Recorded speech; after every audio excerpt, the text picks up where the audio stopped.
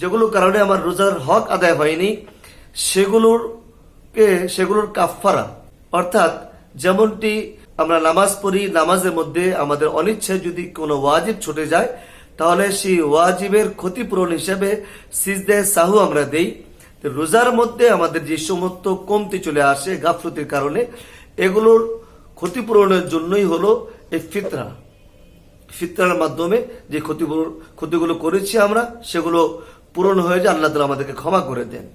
আর দ্বিতীয় উদ্দেশ্য হলো মিসকিনদেরকে খাবার খাওয়ানো, অর্থাৎ 30 দিন বা 29 দিন রোজা রাখার পর, অর্থাৎ 1 মাস রোজা রাখার পর ঈদ মানে আনন্দ, ঈদের দিন সবাই মিলে যেন আনন্দ করতে পারি। এমনটি নয় যে শুধু ধনীরাই আনন্দ করবে, গরিবরা নয়। রোজা তো সবাই রেখেছে, রোজা তো ধনী আর গরিবের মাঝে কোনো তফাৎ ছিল না, কোনো পার্থক্য ছিল না। সবাই যেহেতু রোজা রেখেছে, ঈদটাও যেন আমরা সকলেই করতে পারি। এজন্যই হলো সে সদকাতুল ফিতরের বিধান, তুমাতাল লিল মাসাকিন, যে ধনীরা তারা তো তাদের নিজেদের টাকা দিয়েই আনন্দ করবে, নতুন কাপড় বা উত্তম কাপড়ের ব্যবস্থা করবে, ভালো ভালো খাবারের ব্যবস্থা করবে। আমার পাশে কোনো অসহায়, কোনো মিসকিন, কোনো দরিদ্র, তার ঘরে খাবারই থাকবে না, তার বাচ্চারা, তার ঘরের সদস্যরা তারা সেই পুরাতন ছিঁড়ে ফাটা কাপড় পরবে, এটা কিভাবে হয়? হ্যাঁ, আপনি একটু দামি কাপড় পরছেন, তার সন্তান একটু কম দামি কাপড় পরলো, কিন্তু একটু নতুন কাপড় পরুক না, একটু ভালো মানের কাপড় পরুক না। কাজেই আপনি তাদেরকে নিয়েই যেন ঈদ করতে পারেন, আমরা তাদেরকে নিয়ে যেন ঈদ করতে পারি, একই সাথে যেন আমরা ঈদ করতে পারি, এজন্যই হলো আমাদের এই ফিতরার হুকুমটি দেওয়া হয়েছে। সাথে সাথে আমার ঘরে পোলাও, বিরিয়ানি, কুরমা, পায়েস, কত খাবার, বাঙালি খাবার, চাইনিজ খাবার, কত হরেক রকমের খাবার আমার ঘরে তৈরি হচ্ছে, আর আমার পাশে কোনো অসহায়ের ঘরে কোনো খাবারের ইন্তজামে থাকবে না, এটা কিভাবে সম্ভব? হয়তোবা তার ঘরে পান্তা ভাত দিয়ে ঈদ পালন করছে, অথবা খাবার ছাড়া অনাহারে পালন করছে, না, তা হতে পারে না। তাই সবাই মিলে যদি একসাথে ঈদ করতে পারি, এজন্যই হলো সদকাতুল ফিতরের বিধান, যে আমরা প্রত্যেকেই চেষ্টা করব সদকাতুল ফিতরের হক আদায় করে সদকাতুল ফিতর আদায় করার জন্য।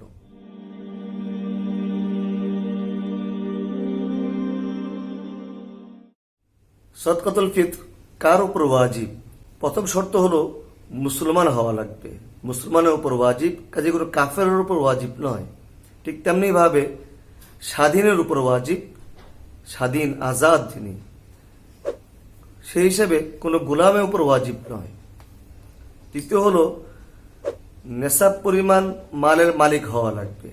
নেশাব অর্থাৎ 7.5 ভরি স্বর্ণ অথবা 52.5 তোলা রূপার অথবা এই পরিমাণ সম্পদের মালিক হওয়া লাগবে, আর সেটা অবশ্যই তার পরিবারের নিত্য প্রয়োজনীয় যেই খরচ তার থেকে অতিরিক্ত হওয়া লাগবে, অত্যাবশ্যক খরচের অতিরিক্ত হওয়া লাগবে।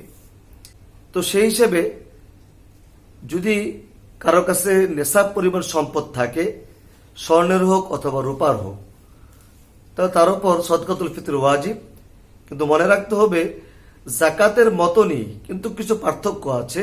নেশাবটা জাকাতের মতো, পার্থক্য হলো যে জাকাতের জন্য নেশাব পরিমাণ মালের মালিক হওয়ার পর 1 বছর অতিক্রান্ত হওয়া লাগে, 1 বছর পার হলে তার উপর জাকাত ওয়াজিব হয়।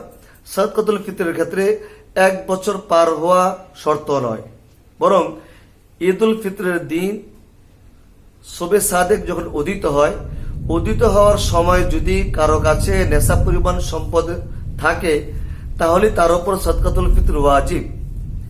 সেই হিসাবে কেউ যদি ঈদুল ফিতরের আগেই মারা যায় তাহলে তার উপর সদকাতুল ফিতর ওয়াজিব না। ঠিক তেমনি ভাবে কেউ যদি শবে সাদেকের পর জন্মগ্রহণ করে তাহলে তার উপরও সদকাতুল ফিতর ওয়াজিব না। অথবা শবে সাদেকের পর কেউ কোনো অমুসলিম মুসলমান হলো, তার উপরও সদকাতুল ফিতর ওয়াজিব না। হ্যাঁ, কোনো শিশু যদি শবে সাদেকের পূর্বেই সে জন্মগ্রহণ করে, অথবা কেউ যদি কোনো অমুসলিম যদি শবে সাদেকের পূর্বেই মুসলমান হয়, তাহলে তার উপর সদকাতুল ফিতর ওয়াজিব হবে। কাজে এই জন্য 1 বছর পার হওয়া শর্ত নয়। সে যদি শুবে সাদেকের আগ মুহূর্ত সম্পদের মালিক হয়, এর আগের দিনও ছিল না, কোনো কারণে বা কোনোভাবে শুবে সাদেকের আগ মুহূর্তে সে সম্পদের মালিক হয়ে গিয়েছে, তাহলে তার উপর সাদকাতুল ফিতর ওয়াজিব। সাদকাতুল ফিতরের সাথে রোজা রাখা না রাখার কোনো সম্পর্ক নয়। যেই কথা বললাম, মুসলমান হওয়া, স্বাধীন হওয়া, নেশাব পরিমাণ সম্পদের মালিক হলেই তার উপর সাদকাতুল ফিতর ওয়াজিব। কাজে কেউ যদি এই কথা বলে আমি রমজানের রোজা রাখিনি বা রাখতে পারিনি, কাজে আমি সদকা দিব না, না, এমনটি নয় বিষয়টি। বরং আপনি রমজানের রোজা রাখেন আর না রাখেন, রাখতে পারেন আর না রাখতে পারেন, যাই হোক না কেন, ঈদের দিন আপনার মাঝে 3 শর্ত পাওয়া গেলে আপনার উপর সাদকাতুল ফিতর ওয়াজিব। আর এটা অবশ্যই প্রয়োজনের অতিরিক্ত হওয়া লাগবে। এবার প্রয়োজন বলতে কি জিনিস, কাকে বোঝায়? প্রয়োজন হলো আমার থাকার যে ঘর, সেটা আমার প্রয়োজনীয়। আমার ঘরে ব্যবহার লাগছে এমন জিনিসপত্র আমার প্রয়োজনের, যেমন আমার ফ্রিজ, আমার আলমারি, আমার শাড়ি কাপড়, আমার ডেক ডেস্কি, এগুলো সবই হলো আমার প্রয়োজনীয় জিনিস। কাজেই এগুলোর উপর সাদকাতুল ফিতর ওয়াজিব হবে না। এগুলো আমার হাওয়ায়ে আসলি অথবা নিত্য প্রয়োজনীয় জিনিস। ঠিক তেমনি ভাবে আমার যন্ত্রাংশ বা আমার ব্যবহারের গাড়ি, সেগুলো অবশ্যই আমার নিত্য প্রয়োজনীয় জিনিসের অন্তর্ভুক্ত।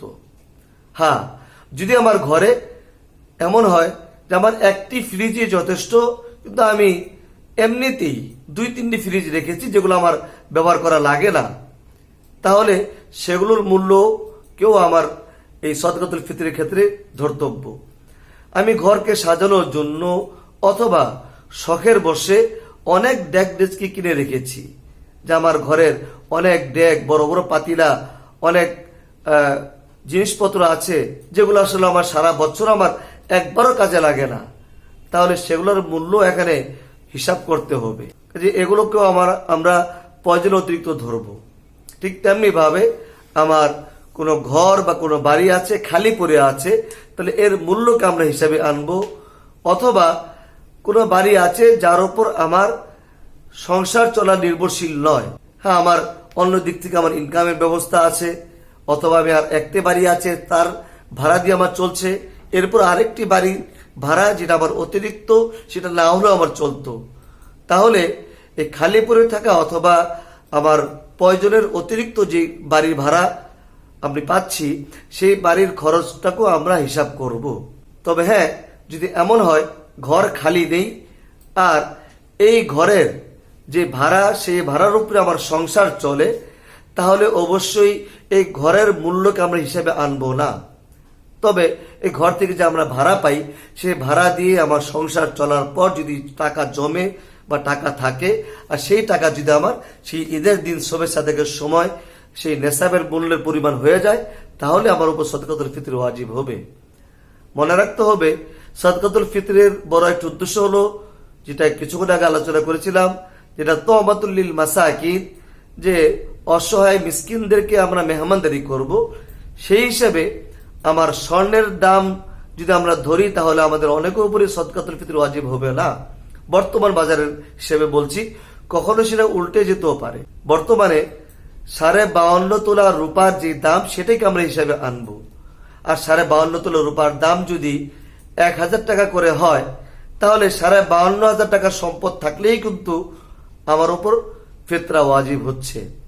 আর যদি রূপার দাম আরো কম হয়, তাহলে তো সেই 52,500 টাকাও না, তাহলে হয়তোবা দেখা যাবে কোনো কোনো সময় সে বাজার মূল্য হিসাবে, রূপার দামের হিসেবে আমার উপর ফিতরা ওয়াজিব হয়ে যাচ্ছে 40,000 টাকা বা 42,000 টাকা বা 45,000 টাকার সম্পদ থাকলেই। কাজেই সেই পরিমাণ সম্পদ থাকলে আমি ফিতরা অবশ্যই দিয়ে দিব। আর ফিতরা দেওয়ার ক্ষেত্রে আমার ফিতরা আমার উপর ওয়াজিব। ঠিক তেমনি ভাবে আমার ঘরের নাবালক বাচ্চাদের ফিতরাও আমার উপর ওয়াজিব। আমার ঘরের কৃতদাস কোনো গোলাম থাকলে, তাহলে তার ফিতরাও আমার উপর ওয়াজিব। আর যদি তার সম্পদ থাকে, তবে নাবালক বাচ্চার সম্পদ থাকে, তাহলে নাবালক বাচ্চার সম্পদ থেকে তার ফিতরা দিব, বা শিক্ষিত দাসের সম্পদ থেকে তার ফিতরা দেওয়া হবে। না থাকলে আমার উপর ওয়াজিব হবে বা আপনার উপর ওয়াজিব হবে। ঠিক তেমনি ভাবে ঘরে যদি কোনো বালেক সন্তান থাকে যে নাকি পাগল, তাহলে তার ক্ষেত্রেও আমার আপনার উপর ওয়াজিব হবে, অর্থাৎ পরিবারের যিনি অভিভাবক তার উপর ওয়াজিব হবে। ঘরের অন্যান্য সদস্য যারা আছে, বাবা মা, স্ত্রী, বালেক সন্তান, তাদের পক্ষ থেকে আমি যদি দিয়ে দেই সেটা আমার জন্য ওয়াজিব নয়, আমার জন্য মুস্তাহাব। তবে যদি তারা আমার উপরেই তাদের চলাফেরা নির্ভরশীল হয় তাহলে দিয়ে দেওয়াটাই উত্তম। এটা আমরা দিয়ে দেওয়ারই চেষ্টা করব।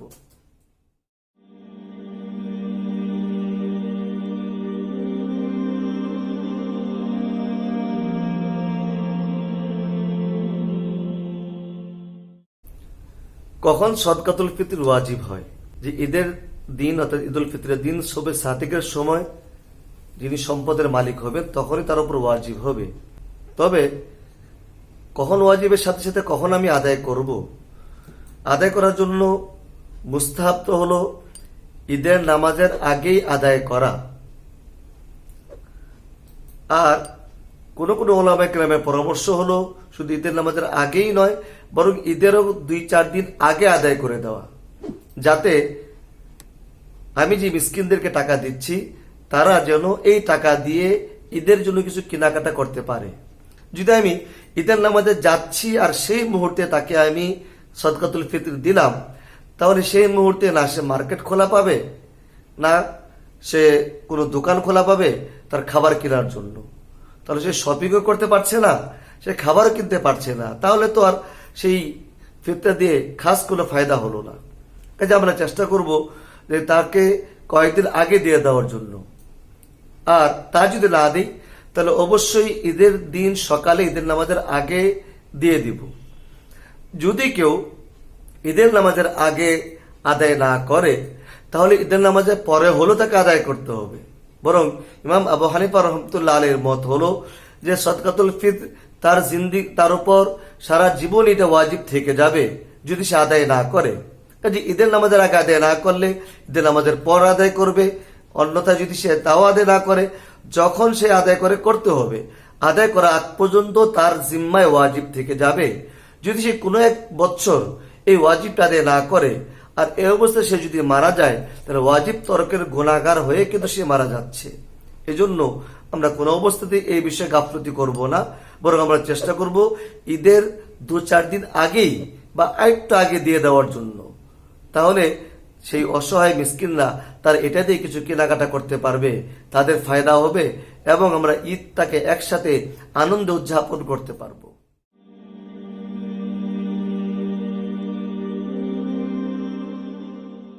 সদকাতুল ফিতরের পরিমাণ নিয়ে আলোচনা করব। সদকাতুল ফিতর কি জিনিস দ্বারা এবং কি পরিমাণ দিতে হয়? সদকাতুল ফিতরের হুকুম হলো 5টি জিনিসের মধ্যে থেকে কোনো একটি জিনিসের দিয়ে ফিতরা দেওয়া। তার মধ্যে হলো খেজুর, কিশমিশ, পনির, জব। এই 4টা জিনিস একদিকে, অপর আরেকটি জিনিস হলো গম বা গমের আটা। এবার প্রথম যে 4টি বললাম, খেজুর, কিশমিশ, পনির অথবা জব বা জবের ছাতু, এগুলোর ক্ষেত্রে হাদিসের মধ্যে এসেছে 100 পরিমাণ। 100 কি? সেটা হলো রসুলের জমানার একটি মাপ, যেটা এই জমানায় আমাদের কোথাও হয়তো বা প্রচলন নেই। দ্বিতীয় হলো গম বা গমের আটা, এই জাতীয় কোনো কিছু দিয়ে, আর সেটার পরিমাণ হলো অর্ধ শ, অর্থাৎ আধা শ। আর 100 আর আধা শ, সেই দুটো রসুলের জমানা যেটা ছিল সেটা আমরা এই বর্তমান জমানায় যদি আমরা হিসাব করি তাহলে কি পরিমাণ আসে। সেই ক্ষেত্রে প্রথমে আমি 100 পরিমাণ বলছি। 100 এর তাহকিক উলামায়ে কেরাম প্রত্যেকেই তাদের নিজেদের অবস্থান অনুযায়ী তারা গবেষণা করেছেন, গবেষণা করে যে সিদ্ধান্তে পৌঁছেছেন যে কারা কারা গবেষণায় 3 কেজি 270 গ্রামের কিছু বেশি, সেটা হলো কেজি হিসাবে। এর অনেকগুলো ব্যাখ্যা, আমি সব ব্যাখ্যা যাচ্ছি না, শেয়ারের আলোচনাও আছে, সেদিকে আমি যাচ্ছি না, যেহেতু আমাদের বর্তমানে কেজির হিসাবটাই চলে বেশি। সেই হিসেবে 3 কেজি 270 গ্রামের থেকে কিছু বেশি। আবার কারো কারো মতে 100 এর পরিমাণ হলো 3 কেজি 523 গ্রাম। তাহলে 3 কেজি 270 গ্রাম বলি আর 3 কেজি 523 গ্রাম, যেটাই বলি না কেন সেটা আমাদের 3.5 কেজির পর্যায়ে। 3.5 কেজি থেকে একটু কম অর্থাৎ 270 গ্রাম ধরলে, আর 523 ধরলে 3.5 কেজি থেকে একটু বেশি। আমরা সতর্কতামূলক 3.5 কেজি থেকে একটু বেশি অর্থাৎ 3 কেজি 600 গ্রাম ধরতে পারি। আরেকটু বাড়িয়ে আমি বলবো 4.5 কেজি ধরে ফেলুন, তাহলে আপনার জন্য আরও সতর্কতা হয়ে গেল। তা না হলে 3 কেজি 600 গ্রাম এই পর্যন্ত আমরা রাখতে পারি। আর অর্ধ শ অর্থাৎ আধা শ, সেটা হলো কারো হিসাব মতে 1 কেজি 635 গ্রামের থেকে কিছু বেশি, অথবা 1 কেজি 662 গ্রাম। তাহলে 1 কেজি 635 গ্রাম যদি ধরি, সেই হিসেবে আমরা বলবো যে আরেকটু বাড়িয়ে 1 কেজি 662 গ্রাম, সেটা খারাপ নয়। আর সেই ভাঙতি হিসাবটা মনে রাখা একটু মুশকিল, সেই হিসেবে আমরা 1 কেজি 700 গ্রাম বলে ফেলতে পারি, অথবা 2.25 কেজি বলে ফেলতে পারি। তাহলে আমরা চূড়ান্ত সিদ্ধান্তে পৌঁছলাম, খেজুর, কিশমিশ, পনির বা জব এগুলো দিয়ে যদি আমরা ফিতরা আদায় করতে চাই, তাহলে আমরা 3 কেজি 600 গ্রাম অথবা 4.5 কেজির পরিমাণ দিয়ে দিব বা এর মূল্য দিয়ে দিব। আর গম বা গম দ্বারা তৈরি আটা দিয়ে যদি আমরা দিতে চাই, তাহলে আমরা 1 কেজি 700 গ্রাম অথবা 2.25 কেজি পরিমাণ দিয়ে দিতে পারি। এবার এর মধ্য থেকে আমরা কোনটা দিতে পারি বা কোনটা দেওয়া ভালো হবে, সেই ক্ষেত্রে আমি তো বলবো যে আমাদের বাংলাদেশে যদিও গম সবচেয়ে কম মূল্যের, কিন্তু হাদিস দ্বারা প্রমাণিত সাহাবা একরাম এবং রসুল আমল যেটা ছিল যে তারা সবচেয়ে দামি জিনিস দ্বারাই তারা ফিতরা দিতেন। যেহেতু তোমাতাল লিল মাসাকিন, গরিবদেরকে আমরা মেহমানদারি করব, মিসকিনদেরকে আমরা মেহমানদারি করব, তাই দামি জিনিসই হওয়া চাই। কিন্তু আমাদের বড় দুর্ভাগ্য যে আমরা দামি জিনিসগুলোকে হিসাব করি নিজেদের চলার ক্ষেত্রে, কিন্তু অন্য ক্ষেত্রে বা দান করার ক্ষেত্রে আমরা সবচেয়ে কম দামি হিসাবটাকে কেন যেন সামনে নিয়ে আসি। ইমাম মালিক রহমতুল্লাহ আলাই বলেন যে সদকাতুল ফিতর দেওয়া উত্তম আজওয়া খেজুরের মাধ্যমে। খেজুরের মধ্যে সবচেয়ে দামি খেজুর আমরা জেনে থাকবো, সেটা হলো আজওয়া খেজুর।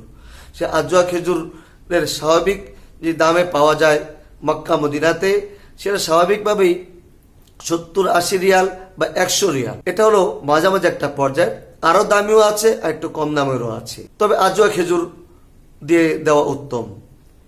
ইমাম আহমদ রহমতুল্লাহ আলী বলেন যে খেজুর দিয়ে যদি আমরা ফিতরা আদায় করি, তাহলে সাহাবা একরাম রাদিয়াল্লাহু তাআলা আনহুম আজমাইনের অনুসরণ হবে খুব ভালো করে। কাজে খেজুর দিয়ে দেওয়া, আজওয়া না দিই, অন্য কোনো খেজুর দিয়ে দিই। আর ইমাম শাফি রহমতুল্লাহ আলী বলেন যে সর্বোৎকৃষ্ট এবং সবচেয়ে দামি যেই জিনিসটা আছে যখন যেটা থাকে সেটা দিয়ে আমরা দিব। সাথে সাথে ইমাম আবু হানিফা রহমতুল্লাহ আলীর মত এটাই যে সবচেয়ে দামি যে পণ্যটি আছে, যখন যেই দেশে যেটা দামি পণ্য, সেটাকে সামনে নিয়ে আমরা চেষ্টা করব ফিতরা দেওয়ার জন্য, কম দামি জিনিস নয়। এবার আমরা একটু আমাদের বিবেককে প্রশ্ন করি যে আমরা আমাদের জন্য কোনো কিছু কিনতে গেলে কম দামি জিনিসটা তালাশ করি, একটু ভালো জিনিসটা তালাশ করি। কোনো হোটেলে খেতে গেলে কিন্তু অবশ্যই আমরা কম দামি জিনিস কিন্তু আমরা খেতে খুব আগ্রহী না, বরং আমরা একবেলা খাবার খেতে গেলেও দেখা যায় যে একবেলা হোটেলে খেতে গেলে তাতেও 150-200 টাকা আমাদের বিল চলে আসে স্বাভাবিকভাবে খেতে গেলে।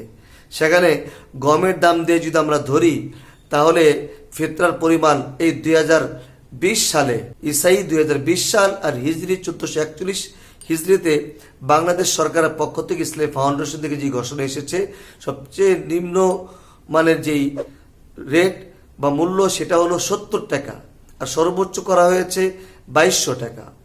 70 টাকা দিয়ে আপনি এই বাজারে হোটেলে গেলে কি খেতে পারবেন? সেটা তো হলো সেই রসুলের জমানায় যে পরিমাণ ছিল সেই পরিমাণকে পরিমাপ করে বর্তমান জমানার একটি মূল্য সামনে দাঁড় করা হয়েছে। স্বাভাবিকভাবে আমরা হোটেলে খেতে গেলে বা ভালো কোনো হোটেলে খেতে গেলে সেখানে যে ওয়েটাররা আমাদেরকে সার্ভ করেন খাবার, সেই তাদেরকেও তো আমরা বকশিশ হিসেবেও 50 টাকা বা 100 টাকা দিয়ে দিই। আর সেখানে ফিতরা, যে ফিতরার পরিমাণটাকে রোজার কাফফারা বা ফিদিয়ার ক্ষেত্রে যেটা আমরা বুঝিয়ে সেটা হলো 2 বেলা খাবারের মূল্য। তো 2 বেলা খাবারের মূল্য 70 টাকা দিয়ে কি 2 বেলা খাবার খাওয়া সম্ভব? একটু বিবেককে প্রশ্ন করুন না। হ্যাঁ, এখানে সাথে সাথে এটাও বলবো, আপনার অবস্থা অনুযায়ী আপনি কোন ক্যাটাগরির সমাজের হিসেবে মূল্যায়িত হন, সেই হিসেবে সেটাকে গণ্য করা হবে। আপনি যদি 70 টাকার মূল্যে মূল্যায়িত হয়ে থাকেন, তাহলে আপনি অবশ্যই 70 টাকা দিয়ে আপনি ফিতরা আদায় করবেন। আর যদি আপনি মনে করেন যে না, আমি প্রতিদিন আমার ইফতারিতে, আমার সাহরিতে আমি খেজুর রেখেছি, মাছ গোস রেখেছি, তাহলে সেই হিসেবে আমি তো বলবো আপনি 70 টাকা মূল্য না ধরে আপনি কিসমিসের মূল্য ধরেন, পনিরের মূল্য ধরেন, জবের মূল্য ধরেন। আর যদি সম্ভব হয় তাহলে খেজুর দিয়ে, আর খেজুরের মধ্যে সর্বোত্তম খেজুর আজওয়া দিয়ে আপনি আপনার ফিতরাটাকে আদায় করার চেষ্টা করুন।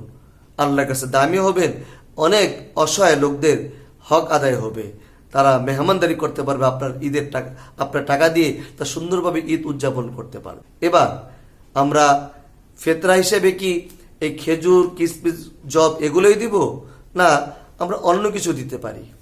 হ্যাঁ, এগুলো দিলে তো অবশ্যই হবে, তবে উত্তম হবে ঈদের দিন এগুলো দিয়ে আসলে সবার খুব ফায়দা হয় না, সেই হিসেবে উত্তম হবে এগুলোর মূল্য দিয়ে দেওয়া।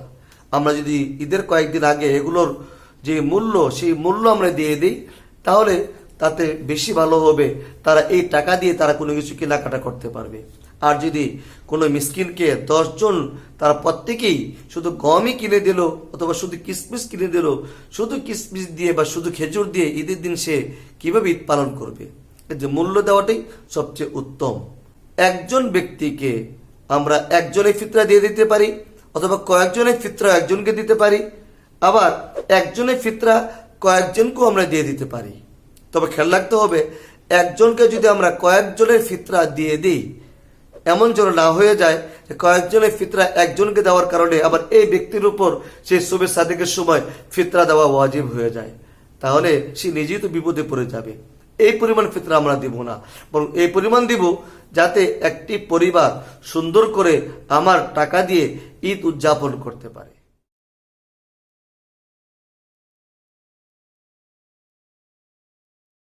সদকাতুল ফিতর কাকে দিব? জাকাত যাদেরকে দেওয়া যাবে, সদকাতুল ফিতর তাদেরকে দেওয়া যাবে।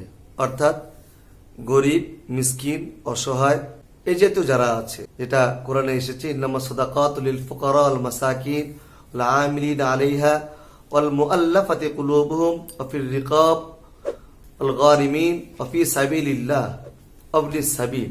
এই 8টি খাত, 7টি খাতের আলোচনা এখানে আমি করছি না, সংক্ষেপে এতটুকু বলবো। গরিব, মিসকিন, ঋণগ্রস্ত, এই পর্যায়ে ঋণগ্রস্ত, যে তার কাছে যে সম্পদ আছে, ঋণ পরিশোধ করার পর সেই সম্পদ আর তার কাছে থাকছে না, বরং সে তখন অসহায় হয়ে যাচ্ছে। কোনো মুসাফির যে সফরে বের হয়েছে, ঠিক তেমনি ভাবে মুজাহিদ যখন সে জিহাদে বের হচ্ছে তখন তার কাছে সম্পদ থাকে না, ঠিক তেমনি ভাবে কোনো গোলাম, ঠিক তেমনি ভাবে এর মধ্যে যারা অমুসলিম, কোরআন আয়াত অনুযায়ী তাদের দিলকে জয় করার জন্য। তবে এই পয়েন্টটিকে হযরত ওমর ফারুক রাদিয়াল্লাহু তাআলা আনহু তিনি তার জামানায় নিষেধ করে দিয়েছেন যে ইসলামের শুরু থেকে ছিল যে অমুসলিমদের দিলের মধ্যে ইসলামের প্রতি ভালোবাসা তৈরি করার জন্য যাকাত ফিতরা দেওয়ার বিষয়। তবে এখন যেহেতু ইসলামের প্রচার প্রসার চতুর্দিকে হয়ে গিয়েছে, ইসলামকে সবাই জানে, এই জন্য এখন আর সেটার প্রয়োজন নেই, তাই তখন থেকে এটা বন্ধ হয়ে গিয়েছে। তবে আমরা এতটুকু বলবো, কোনো অমুসলিম নয়, কোনো নমুসলিম, যে যিনি মুসলমান হয়েছেন কিন্তু তার পরিবারের অন্যরা মুসলমান হয়নি, সেই নমুসলিমকে আমরা এই পরিমাণ দান, হাদিয়া, যাকাত ফিতরা দিতে পারি, যার কারণে যা দেখে তার পরিবারের অন্যান্য সদস্যরাও তারা মুসলমান হওয়ার প্রতি আগ্রহী হবে বা মুসলমান হয়ে যেতে চাবে। এবং সেই নমুসলিমকে আমরা মালিক বানিয়ে দিলে এবার সে এই টাকা তার মা, বাবা, ভাই, বোন যারা মুসলমান হয়নি, সে তাদের পিছনে খরচ করতে পারবে সে মালিক হয়ে যাওয়ার পর, সেটাও আমরা করতে পারি। এটা তো হলো যারা এর হকদার। সে হকদারের মধ্যে অধিক হকদার কারা? অধিক হকদারের মধ্যে হলো যে যারা আমাদের আশপাশে যারা আছে, আমার আত্মীয় স্বজনের মধ্যে যারা গরিব, অথবা আমার প্রতিবেশীদের মধ্যে যারা গরিব অসহায়, আমার মহল্লার মধ্যে যারা আছে, তাদেরকে আগে দেওয়া উত্তম। তবে খেয়াল রাখতে হবে যে সে আত্মীয় স্বজনের মধ্যে অবশ্যই নিজের বাবা মা এবং এই সিলসিলাদের উপরে অর্থাৎ বাবার বাবা মা, মার বাবা মা অর্থাৎ দাদা দাদি নানা নানি তাদেরকে দেওয়া যাবে না। ঠিক তেমনি ভাবে আমার নিচে আমার সন্তান, আমার ছেলে মেয়ে, আমার ছেলে ঘরের সন্তান, মেয়ে ঘরের সন্তান, এইভাবে তাদের নিচে যারা আছে, নাতি পুতি দাবা, তাদের নিচে যারা আছে তাদেরকেও সদকাতুল ফিতর বা জাকাত দেওয়া যায় না। ঠিক তেমনি ভাবে কোন সাইয়্যেদ বংশের লোক যারা আছে অর্থাৎ নবীর বংশের লোক, সেই নবীর বংশ সেটা যে কোনো সূত্র ধরে হোক, যে এমনটি নয় যে বংশ শুধু একমাত্র ছেলেদের মাধ্যমে হয়, নবীর বংশ বিভিন্নভাবে আসে, যে কোনোভাবে হোক না কেন তাদেরকে সাইয়্যেদ বলা হয়, তাদেরকেও জাকাত ফিতরা দেওয়া যাবে না। তেমনি ভাবে সম্পদশালী যারা আছে তাদেরকে দেওয়া যাবে না। আর সম্পদশালীদের নাবালক সন্তানদেরকেও দেওয়া যাবে না, যেহেতু তার বাবা বা তার মা সম্পদওয়ালা। হ্যাঁ, এবার বাবা মা, দাদা দাদি, নানা নানি, সাইয়্যেদ যারা আছেন তারা যদি অসহায় গরিব হয়ে থাকেন তাদেরকে আমরা হাদিয়া তোহফা দিতে পারি এবং দেওয়াই উচিত, কিন্তু জাকাত বা ফিতরা আমরা তাদেরকে দেব না। এখানে লক্ষণীয় হলো অনেক সময় আমরা অনেক মানুষদেরকে গরিব মনে করি, আসলে তারা গরিব নয়। কাজে আমরা যাদেরকে জাকাত ফিতরা দেব একটু যাচাই করে দেওয়ার চেষ্টা করবো সে আসলে হকদার কিনা। কিছু কিছু মানুষের অভ্যাস হলো যে তারা বাহিরে প্রকাশ করে না, কিন্তু সে ঠিকই ব্যাংক ব্যালেন্স করছে। আর যেহেতু পরিমাণ বলা হয়েছে যে 40, 42, 45 হাজার বা 50, 52 হাজার টাকার কোনো কোনো কালে যদি সম্পদ থাকে তাহলে তার উপর জাকাত ওয়াজিব, তাহলে সে তো আর ফিতরা খেতে পারবে না। অনেক সময় আমরা বাড়ির কাজের লোকদেরকে না জেনে আমরা দিয়ে থাকি, অথচ অনেক কাজের লোক আছে যিনি বাড়িতে বাড়িতে কাজ করেন অথবা কোনো মিল ফ্যাক্টরিতে বা কোনো অফিসে দারোয়ানে চাকরি করছেন, কর্মচারী হিসেবে আছেন, নিম্নমানের চাকরি করে, এটা তার পেশা হিসেবে, কিন্তু তারও ভালো সম্পদ আছে, তিনিও জায়গা কিনছেন, শহরের মধ্যে ফ্ল্যাট কিনছেন, যেগুলো না জেনে আমরা দিয়ে দেব না। ঠিক তেমনি ভাবে ভিক্ষুকদেরকে আমরা দেই। অনেক ভিক্ষুক আছে যার ভিক্ষাবৃত্তিটা একটি পেশা হিসেবেই কিন্তু সে মূলত ভিক্ষা করছে, অথচ সেও কিন্তু অনেক সম্পদের মালিক, সে জায়গা জমি কিনছে, ফ্ল্যাট কিনছে। আমাদের জানা মতো এই জাতীয় পত্রিকায় বিভিন্ন সময় আমরা দেখেছি যে অমুক এলাকার অমুক ভিক্ষুক সে ঢাকাতে জায়গা কিনেছে, বাড়ি করেছে, ফ্ল্যাট কিনেছে। কাজেই একটু যাচাই বাছাই করে দেওয়া উচিত। ঠিক তেমনি ভাবে এমন কাউকে আমি আমার কষ্ট অর্জিত সম্পদ থেকে জাকাত ফিতরা দিচ্ছি, কাজেই যাকে দিচ্ছি একটু হিসাব করে না দিলে দেখবেন যে আপনার এই টাকা, কষ্ট অর্জিত টাকা যাকে আপনি দান করছেন, তিনি আপনার টাকা দিয়ে সে টেলিভিশন কিনছে, সে সিনেমা দেখছে, মদ খাচ্ছে, গাঁজা খাচ্ছে বা কোনো গুনাহের কাজ করছে। কাজেই তাদেরকেও আমাদের না দেওয়া উচিত। তবে দিলে জাকাত আদায় হয়ে যাবে, ফিতরা আদায় হয়ে যাবে। দেওয়া দরকার এমন কাউকে, বা উত্তম হবে যাকে দিলে সে দিনের পথে আসছে, সে আলেম হচ্ছে, হাফেজ হচ্ছে, দিনদার হচ্ছে, আল্লাহওয়ালা হচ্ছে। উদাহরণস্বরূপ কোনো মাদ্রাসার তালেবে ইলম যিনি অসহায় গরিব, তাকে যদি আমরা দেই তাহলে আমার এই টাকা দিয়ে, আমার তো দেওয়া ওয়াজিব ছিল, কিন্তু আমার এই টাকা দিয়ে তার উপর বড় এহসান করেছে এমন নয়, তাকে দেওয়ার কারণে সে এই টাকা দিয়ে আলেম হয়েছে, হাফেজ হয়েছে, আবার পরবর্তীতে তার মাধ্যমে হাজারো লাখো মানুষ সঠিক পথ পাচ্ছে, হাফেজ হচ্ছে, আলেম হচ্ছে, নামাজি হচ্ছে, মুত্তাকি হচ্ছে, সব কিন্তু আমি পেতে থাকবো। এই জন্য আমরা চেষ্টা করব অবশ্যই আমার এই টাকা কোনো মুত্তাকিকে দেওয়ার জন্য, অথবা যারা দিনের পথে আছে সে দিনদার লোকদেরকে দেওয়ার জন্য। আল্লাহ তাআলা আমাদের সবাইকে তৌফিক দান করুক এবং সহি খাতে আমাদের দানটাকে করা তৌফিক দান করুক এবং আমার দানকে কবুল করুক। ইখলাসের সাথে যেন আমরা দান করতে পারি সেটা আল্লাহ তাআলা আমাদেরকে তৌফিক দান করুক।